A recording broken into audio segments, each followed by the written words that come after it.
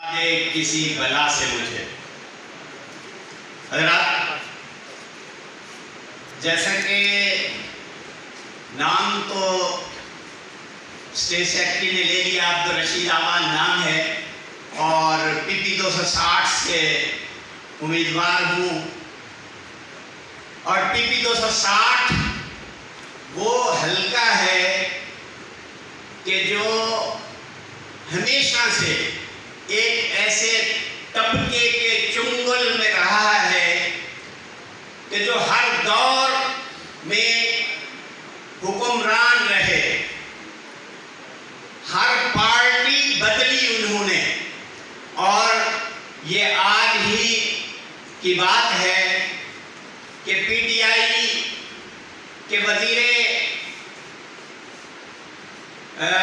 مواصلات تھے مخدوم خسرو بختیار صاحب، یہ وہی حلقہ ہے.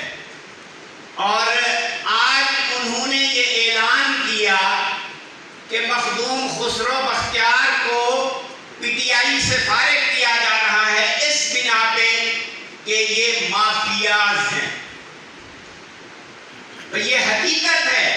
پی ٹی آئی والوں پہ شاید آج یہ حقیقت کھلی، لیکن اس حلقے کے لوگ اچھی طرح سے جانتے ہیں کہ یہ لوگ کس طرح کے ہیں اور انہوں نے کس انداز میں لوگوں کو اپنے زیر تسلط کیا ہوا ہے اور ووٹ کی خرید و فروخت. اور حقیقت ہے کہ یہ اسی زوم میں مبتلا ہوتے ہیں کہ ہم نے اپنے سرمایے کے بل بوتے پہ لوگوں کو خرید لینا ہے. اور یہ کرتے بھی ایسا ہے کہ علاقے کے ان جاگیرداروں کو جو ناظرین یا سردار ہوتے ہیں ان کو جو ہے یہ مراد دیتے ہیں اور انہیں خرید لیتے ہیں. اور علاقہ اور عوام یہ مسلسل محرومیوں کی نظر چلے آ رہے ہیں. اور انشاءاللہ جماعت اسلامی اس دفعہ پورے ملک میں جہاں تمام سیٹوں پہ امیدوار لائی ہے اور اس حلقے میں بھی ہمارے ایم ایل اے کے امیدوار بھی موجود ہیں اور میں بھی میدان میں ہوں. اور میں یہاں پہ چونکہ یوتھ موجود ہے اور میں یوتھ سے یہی کہوں گا کہ خدا را ان لوگوں کو پہچانیے. یہ اپنی پارٹیوں کے بھی وفادار نہیں ہوتے. یہ ہر دور میں پارٹیاں بھی بدلتے ہیں اور اقتدار کے مزے بھی لیتے ہیں اور عوام اور علاقہ محرومیوں کی نظر بھی ہوتا ہے. اور میں اپنے علاقے کے چند مسائل کے حوالے سے بھی یہاں تذکرہ ضروری سمجھوں گا کہ ظاہر پیر سے چاکران شریف تک جو روڈ ہے، پرانی روڈ، وہ بالکل ناکارہ ہو چکی ہے.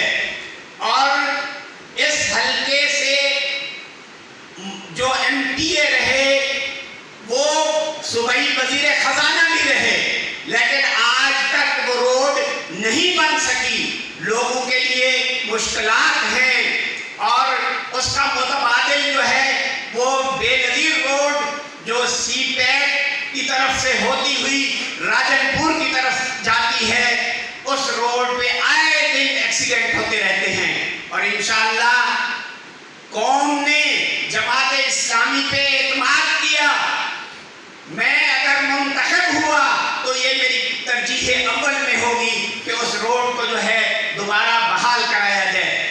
اسی طرح میرے حلقے کا ایک علاقہ رکن پور جو کہ اس کا گورنمنٹ ہائی اسکول جو ہے سی پیک کی نظر ہو گیا. سی پیک کی وجہ سے اس کا رقبہ جو ہے وہ چلا گیا اور اب یہ کیفیت یہ ہے وہاں پہ کہ وہاں بچوں کے بیٹھنے کے لیے جگہ نہیں ہے، اسکول کا گراؤنڈ نہیں ہے.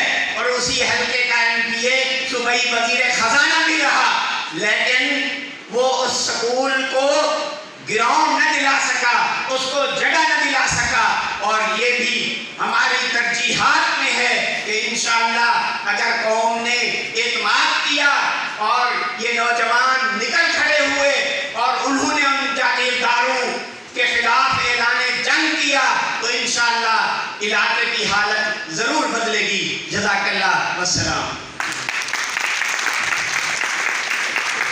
261 سے ملک عبدالستار صاحب.